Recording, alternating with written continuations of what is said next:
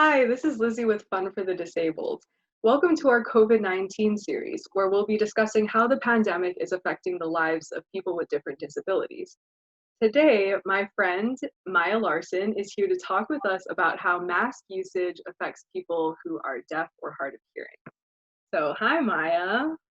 Hey Lizzie, thanks for having me. Yeah, thank you for being here. So first, could you introduce yourself to us? Yeah, hi. So my name is Maya Larson. Like Lizzie said, I'm from Minneapolis, Minnesota, and I'm a college student. And I am hard of hearing and low vision. Thank you. Well, we're so glad to have you here, and I'm very thankful that you could talk with us today. So, the first thing that we're wondering about is how has mask usage affected your daily life? Yeah, I mean, the pandemic has affected every single one of us in such different ways, right? Everything's changed. But to be honest, I think for me, masks have been I don't want to say hardest change, but one of the biggest challenges that I've experienced in this time. So I was born hard of hearing and I got into hearing aids at a pretty early age.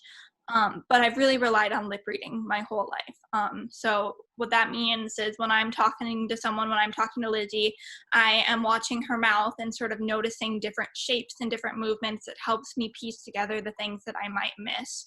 So I might hear a sentence if the sentence was I have a dog, I might hear I a dog, but I can kind of piece together the rest of like I have a dog by sort of seeing someone's lips. So masks have really affected my ability to understand people, particularly at a grocery store or a coffee shop or something like that. Because in my home with my parents or the people I live with, we don't wear masks, so I've been okay. But every time I go out, whether that's to the grocery store, or the post office, or just on a walk and run into a neighbor or something, I really, really have a hard time because just like I explained, I completely rely on looking at someone's mouth to help me put things together. Then when all of a sudden that's completely shut off, put in combination with me not knowing someone's voice, it's almost impossible for me to hear. So, for example, if my parents are wearing a mask or my boyfriend or something, I can understand more of what they're saying because I'm familiar with the intonations of their voice. I kind of understand like what the beginning of one word might have sort of become because I know how they speak. But with a complete stranger at the grocery store yelling at me because I'm doing something wrong, I have no idea what they're saying, you know. And it's been very frustrating for sure. And there have been quite a few situations that every deaf and hard of hearing person has experienced this, but a situation where you're just frustrated because someone's trying to tell you to do something and you can't understand them and they think you're ignoring you or being rude or whatever. And it's really frustrating and embarrassing, for us, but also for the person getting mad, and just it's just not a good situation overall. So yeah, masks have really affected my ability to communicate with people, and really inhibited me for going out in public and trying to communicate with people. I'm sitting here talking about masks, with a lot of privilege as somebody who is able to use English and has some hearing. There are a lot of deaf people who only use ASL, and interpreters can't work in the same way, and masks only make that worse too. Like if you know anything about ASL, it's a visual language. Your facial expressions are almost as important as the hand motions you're doing. When you have a mask on, that really limits the message. So you kind of already started talking about this, but how does the difficulty with communication and the masks make you feel? It's really frustrating. It's really frustrating. I mean, I think everyone has a hard time communicating on a daily basis, right? For whatever reason. If you're anxious, if you're tired, if you just don't want to listen to the person you're talking to. But for deaf and hard of hearing people, it's just sort of this added stressor, right? On an everyday basis. We don't know if we're going to be able to hear anyone or hear what they're saying or telling us to do. And, I kind of talked about it earlier, but it leads to a lot of frustration and anger, whether that's on our part or the part of somebody trying to explain something to us or tell us to do something when they don't know that we're deaf or hard of hearing. It makes you feel very isolated, very kind of othered. and just like this person doesn't want to try to communicate with you, because often when you say, I can't hear you, I'm deaf, I'm hard of hearing, I'm whatever, could you talk a little slower or could you repeat that? They just shut down. And every person has heard this sort of classic phrase that we talk about in the community that like, oh, never mind. We just get told that all the time when somebody doesn't want to take the time to talk a little slower or something. And I think that's really exacerbated with masks, which, for very legitimate reasons, because people are kind of terrified of other people. You never know who has COVID right now. So I would say the one word I would associate with it is just frustrating, because, either I can't hear, I kind of just have to pretend, or the other person will get mad and stop trying to communicate with me. So what do you think this says about the way society or non-disabled people especially think about deafness or disability in general? Yeah, so that's a really great question. And I think this pandemic has really exacerbated the lack of knowledge that the general public has on disability, and the fact that it's just not something that people think about on an everyday basis. And that's been shown in many different disability communities in many different situations. I think one we commonly talk about is people saying blanket statements like, well, young people don't die from COVID or something, completely ignoring the hundreds of thousands, probably millions, of young people who have different pre-existing conditions that might make them more susceptible to severe illness or death from COVID-19. And that's just something that we sort of assume every young person is able-bodied and, able to fight off this disease, right? Another example of that is with personal care assistants or caregivers. A lot of people with multiple or severe disabilities may rely on a caregiver or a personal attendant who kind of helps them throughout day-to-day tasks, whether that's, getting up and getting ready, or throughout work, or even, for deafblind people, interpreters too. The nature of this pandemic has really cut all of those resources off, right? Because, you can't go anywhere. At least at the beginning, we really, really stressed sort of isolation, and that left so many disabled people just alone, completely separate from the way that they access the world, which might be through other people. I'm deafblind, obviously, and that's sort of my main community, and people who have more hearing and vision loss than me might use tactile sign language. So what that means is it's American Sign Language, but it's signed into someone's hand. So a lot of deafblind people use tactile sign language, which has now, become impossible to use tactile sign language with somebody that you're not in your quarantine bubble or whatever, because you can't just, walk up to your friend at the coffee shop or whatever and use tactile sign language. So that's really changed things for sure. And then, obviously just with masks, they've really affected deaf and hard of hearing people, and a lot of people don't think about that. I know I've had some conversations with autistic people who have talked about how masks cover up more facial expression, so they have an even harder time sort of looking for these social cues that might not come natural to them. And I know this series is going to interview some different people with different experiences, but it's really something that is obviously so important, and I'm never going to advocate for not wearing a mask, because I believe in public health and science and all that, but it is very frustrating, and there are ways that sort of unintended consequences that it's had. You have such good insight, and your way of explaining it is so clear that I feel like this could really be opening a lot of people's minds. I'm so glad. Yeah, I think because to me, like, I know all this stuff, so I feel like I'm just rambling about something everybody already knows, but that's obviously not the case. I've have this lived experience, and so many people don't, or don't have loved ones or friends with this lived experience. So how would they know? It's not people actively trying to be ableist or ignore disabled people, but if you haven't had that exposure, that life experience, you don't know any differently, right? Yeah. So my next question is, what are your thoughts on the mask with the clear plastic window? First of all, I've never seen one in person. So this is all just sort of my kind of assumption and what I've seen on the internet and heard from various friends and stuff. I think they're a good effort. I don't think they work great. I mean, sort of practically, I know sometimes they fog up. There are ways around that. You can put like a little dish soap on it. That's sort of an easy way to do it. But they do fog up, and that can be irritating and make it hard to lip read. It's also not just the lips that people watch. I mean, if I like cover here and here, it's just, you don't get as much as you get from a full face.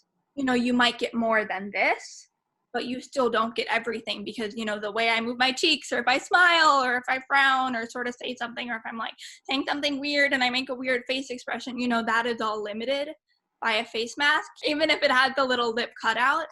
And that's a necessary thing to understand. I mean, a facial expression can tell me if somebody said mad or bad or sad. Those are all very different words that start with just a different consonant that I could easily miss, but somebody's facial expression could really help me figure out which one it was. And unfortunately, those masks with the window don't necessarily fix that. I think they're a good attempt, and I really appreciate that people are doing it, but like I said, I've never seen one in my life. I don't know if that's just my city. I'm a big fan of the like face shields that some medical professionals have, and obviously that's not possible for the general public. So for example, both of my hearing aids broke a few months ago, which was very convenient. And I had to go to my audiologist, and he had to come outside of the clinic and come see us in the car and stuff. But because he's an audiologist, he works with deaf and hard of hearing people every day. So he had one of those clear face shields instead of a mask, because he knows so many of his clients rely on lip reading, right? And that was just, a way to still be very safe, but in order for me to physically see everything, which was very helpful. But again, that's not practical for everyday use, unfortunately. And most medical professionals don't use those, or if they do, they double up with a mask for safety reasons, which is very legitimate. I haven't seen anybody wearing the mask with the clear window around the mouth either, which I think is another issue with it, is like, even if it is a slight improvement over your regular traditional like full over the face mask, it's such a niche thing to see like actually when you're out and about, like at the grocery store or like the post office, like you said, which is another thing about accommodations. If they're available, they have to be available like widely and like all the time, not just random. Definitely. So you kind of addressed this with the clear face shields option, but have you seen any accommodations for this communication barrier, while you're out and about, aside from the face shield? I haven't really seen other things. One thing that I can think of is I was picking up takeout once, and this particular restaurant sort of had this glass window set up between the customers and the servers, but we were both wearing masks as well. But I could see that potentially being something, particularly for, maybe like banks or sort of things like that, where you don't need to physically exchange something, but you need to communicate. That's helpful. However, the sound gets a little bit wonky with various different materials, so it doesn't travel as easily. But sound doesn't travel great with the mask also. What I've done for the most part is typically when I go somewhere out in public, I usually have someone with me. And I would say that's a pretty normal thing, just because I have limited vision also. So it can be kind of dangerous for me to, be walking around alone without my cane or whatnot. But usually what I do is if somebody says something that I don't hear, I look at whoever I'm with, whether it's my parents or my boyfriend, and, say, can you repeat that? Because I know their voice a little bit better. So I am more likely to understand it when they say it than when the stranger says it. My boyfriend also knows a little bit of ASL, so he can try to use that to help me. But to be honest, I haven't heard and or seen anything that's really, this astonishing way of making masks more accessible and being safe more accessible. I wish I have. I've heard of like some grocery stores offering like whiteboards at the register for people to communicate with instead of talking to each other, and like wiping down the pen and the board in between. Like, do you think that would be an accommodation you would want to see out and about? Yeah, that would be nice. The issue with that is usually things like that are like hidden away, like you have to ask for them or something. So I think what would be really great is if we tried to normalize like every counter or wherever you are just having, like a whiteboard and a pen right there. So you don't have to like ask like, oh, can I have a whiteboard? I can't hear you. Or like a deaf person who doesn't know English doesn't have to like, so yeah. So I think sort of like having a whiteboard and a pen, like very easily accessible and kind of like wiping down in between would be a good, at least first step. It might not be perfect, but it'd be better than nothing.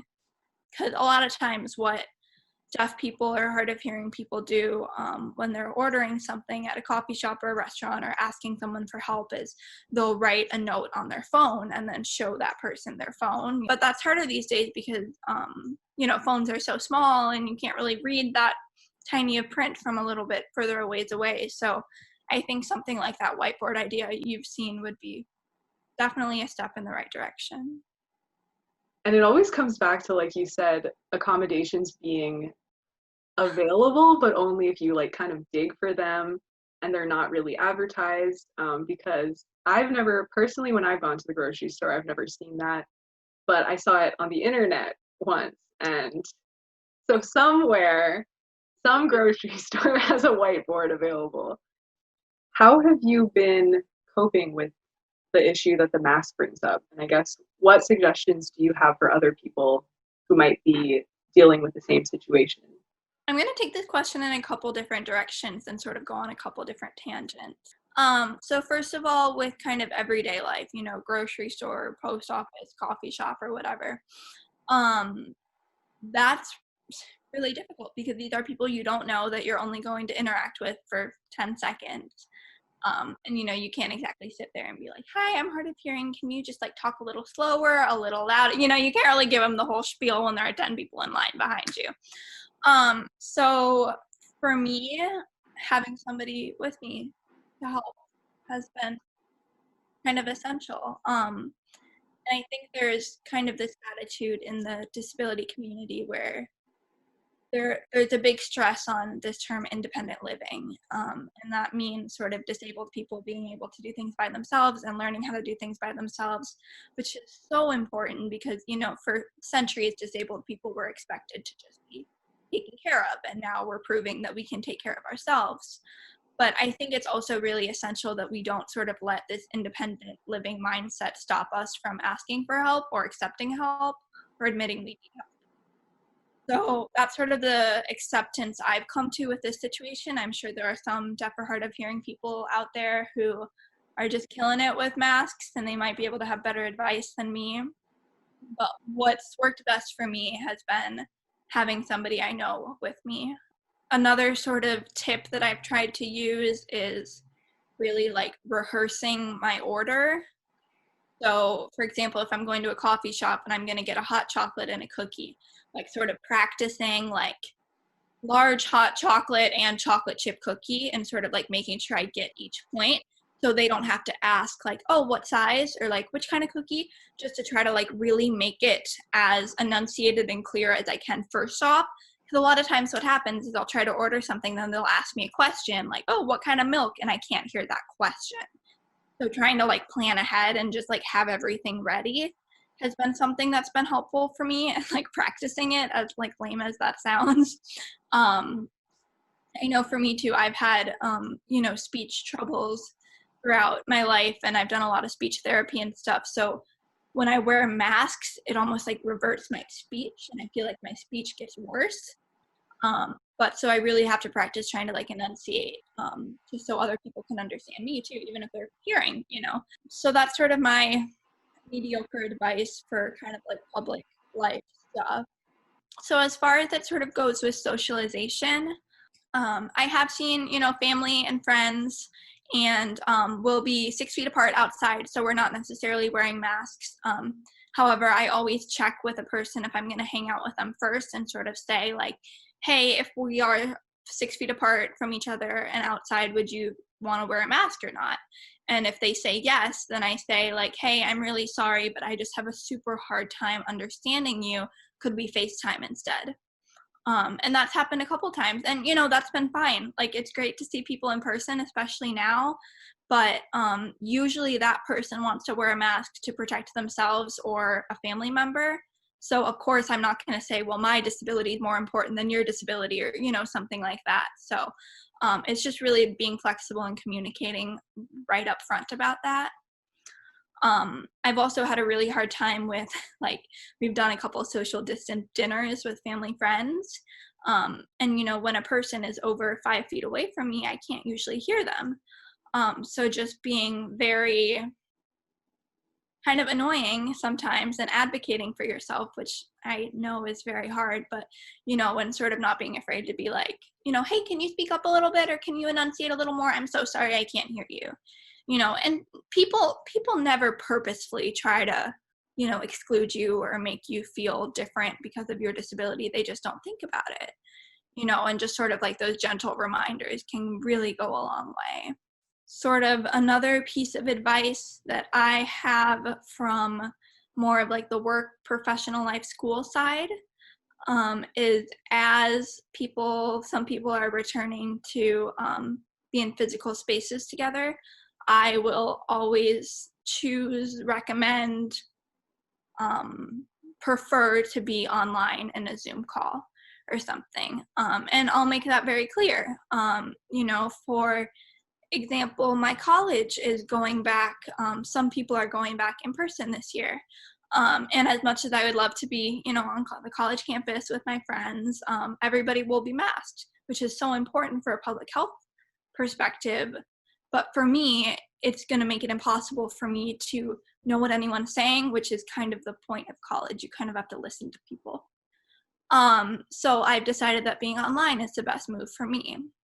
And just sort of, you know, thinking ahead with those particular situations and seeing how you can kind of manipulate your way around and have a situation where you are virtual, which I know isn't great for some people. And, you know, obviously evaluate with whatever is worst for you. But for me, virtual is better than trying to struggle through in person with a mask. I think sort of my biggest piece of advice, which is advice I need to give myself because I don't follow this, but just is not being afraid to say to the random stranger, hi, I'm hard of hearing. Could you speak a little slower and louder, please? You know, sometimes you'll get that, never mind, but often you'll get somebody who wants to help. No one's being mean on purpose. You know, when they know someone's struggling, they want to help them. They just don't know how to sometimes. So by explicitly saying, you know, hi, I'm hard of hearing. Can you talk a little slower and louder because I can't understand you well with the mask? That gives them an action step for what they need to do to help you. You know, and frankly, this is something that this incredible woman, Rebecca Alexander, who has the same genetic disease that I have, talks a lot about. But when you as a disabled person are vulnerable and are willing to ask for help, the person helping you is feeling better about themselves because they're helping someone. You know, they are able to make the world a better place. You know, they benefit both the disabled person and the other person trying to help. Is there anything else you want people to know about masks and the issues they pose to deaf and hard of hearing folks? I think during this time, everybody has a lot that they're worried about, and rightfully so. This is a very stressful time for everyone in very different ways. And this is a message that I want everyone to hear, and is also something that I need to hear myself and remind myself every day. But it's really just to have compassion, right? And empathy, and, you know, be willing to just slow down for a second and talk a little slower when a hard of hearing person asks you to. Or, you know, this is relevant for so many different things in COVID, right? Like, we're really seeing how our actions can affect other people, which is something sometimes we're not used to. And I think that's sort of like the pinnacle of ableism also. Like, we just do things that we don't think affect other people, and we don't think about how they would affect other people because we don't need to. You know, I don't need to think about how stairs get in my way, or like the issue with stairs, because I can walk, you know. And, you know, everybody sort of has these sort of things that we don't think about and that we can't even imagine thinking about because we don't have the lived experience of it. Yeah, I'm just going to leave it with my cheesy message about patience and empathy. No, that was awesome, because it's hard to give people, like complete strangers, specific advice because everyone potentially has such a different situation. You kind of never really know what Mhm. any individual is dealing with, especially if they have an invisible disability. That's so true. Yeah, and that's something often is tough about the disability community too, because we're all so different. So what helps one person might harm somebody else. Like if I need to ask somebody to talk a little louder or clearer, maybe they're autistic or have social anxiety and have a hard time doing that. And, I'm inhibiting their life by doing what I need for my life. It's complicated. And I think that just sort of brings me back to that cheesy, patience and empathy, really just trying to have grace for people and understand the position that people are coming from, even when you don't know that position, just accepting that there is one that's different than yours. I think it's really important to remember also that the deaf and hard of hearing community is very diverse and everybody has different methods of communication. Some people are completely oral. Some people are like me, where they're mostly oral but kind of use a mix of ASL here and there. Some people use more ASL but might be able to speak or hear a little bit, and some people might only use sign language and be profoundly deaf or not have any hearing. And it's really important to remember that we all have different struggles during this time, and I can only speak from my experience as somebody with severe hearing loss, but who wears hearing aids and, passes as a hearing person on an everyday basis. So it's really important to remember that we're all different, and especially deaf people who use ASL, I'm sure have had very different experiences with masks than what I'm talking about with lip reading and my experiences. Well, I've been talking with Maya Larson today, and I just want to say thank you so much for your time and all of your insight. This has been really helpful and hopefully helpful for our audience watching. So I really appreciate you taking the time to talk with us about your experiences. Yeah, of course. Thank you so much for having me. I'm so grateful for everything that you and Fun for the Disabled are doing to try to elevate disabled voices and just everything. I'm really grateful to be able to be a part of this. And thank you so much. Thank you.